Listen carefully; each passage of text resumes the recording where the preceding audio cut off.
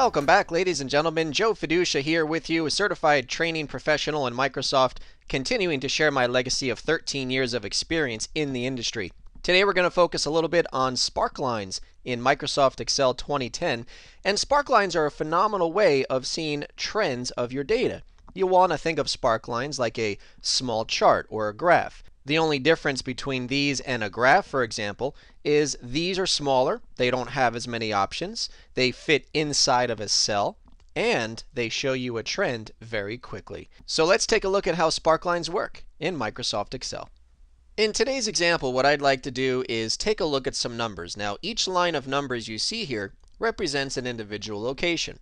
And notice that the numbers we see span across the time frame of 6 months. What I would like to do is see a trend over that 6-month time frame. Did we trend up? Did we trend down? How did each location trend during that time? And that's where a sparkline comes in. I don't need a dramatic amount of detail. I simply need a way to see where we are trending without having to individually read each and every number in front of me. Now, to use a sparkline in Excel, what we would first do is select the area where we'd like to insert the sparklines. Then Sparklines are located on the Insert tab up there in the Microsoft Excel ribbon. And if you look towards the right, you'll see a small Sparklines section. There's 3 major Sparklines to pick from. We'll start with the line. And once we click on the line Sparkline, it simply wants to know 2 questions. Number 1 has already been answered for you. This location range is the area that you'd like to place the Sparklines. So you'll want to designate the location in which to embed the lines once they're created. The first part of this, and thus the second question we answer, is the data range. Here it wants to know which numbers should go into the sparklines. So all I need to do is make sure my mouse is blinking on the data range line and select all of the numbers I would like to place into the sparklines. Once I have my data set and the location set, I then click OK. And as you can see, we now have individual sparklines representing each 6-month time frame. Now, the idea to these sparklines is very simple. I can now spot how we're trending. For example, I can take a look at this location and notice that we went down, looks like in the first month, and then we've pretty much remained consistent. Now, if I would like to see the details, I can look further to the left and I can see that we are doing well. However, as far as a trend goes, we have flatlined for that location. Similarly, I can go down to this location and notice that we're sort of bouncing back and forth a little bit. We go up, we go down, we go up, we go down. Again, I can look at the numbers to the left and see that we're not necessarily doing poorly, but we're not remaining steady and we're not really rising all the time. And that is really what sparklines can do. They allow us to spot the trends in the data without getting into a detailed graph or chart.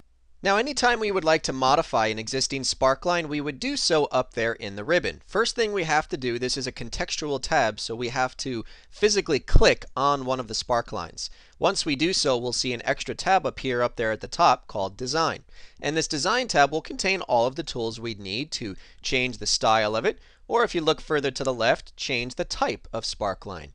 For example, if I would like to look at a column sparkline, I select that button there on the left-hand side of the Design tab, and it will change all of the lines to columns. Much like a column chart, the higher the bar, the higher the number. Now, if I were to enlarge the rows a bit and make them a bit taller, we'll be able to see those bar lengths a little bit easier. But just like a column chart would show, it gives me a good graphic display of how we did each month. There's also something called the win-loss sparklines, the third type there on the left-hand side of the Design tab. Once we select win-loss, you'll notice everything so far looks just about the same. Now, one thing I'm going to do is also turn on this checkbox next to it that says negative points up there at the top. Here's what a win-loss will do. Win-loss is simply positive versus negative. So if I were to take some of these numbers here and make them maybe a -1, I'll make another one -100.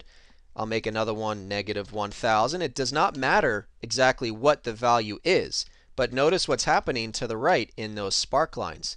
Negative numbers show up as a loss. Positive numbers show up as a win. That is a win-loss sparkline. We don't necessarily need to know the details. We just need to know if it was positive or negative. Taking a slightly closer look at that Design tab that appears again when we select a sparkline, Starting on the left-hand side, you'll see there's a button that we could use to edit the data range we're using. We can also, again, change the sparkline types using any of the 3 types towards the left-hand side of that tab. To the right of those, you'll see the options to change the way those sparklines look. I turned on that negative points option as a way of seeing the negative points a little bit clearer on that win-loss chart. But there's lots of other checkboxes we can turn on. We also have different styles to pick from. And if you look towards the right-hand side, we can change a few other attributes of the sparkline as well. Nothing about sparklines is permanent. If we no longer want a sparkline and would like to remove them, we simply use that clear button on the right-hand side of the design tab.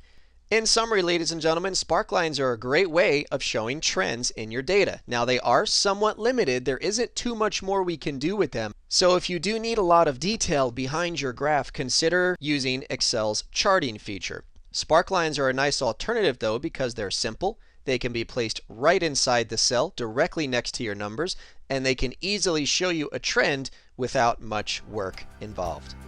As always, there is a lot more we can say about sparklines, but we do hope this information is just enough to maybe spark your interest. We do hope you've enjoyed the tutorial today, and I'll look forward to seeing you again on a future segment.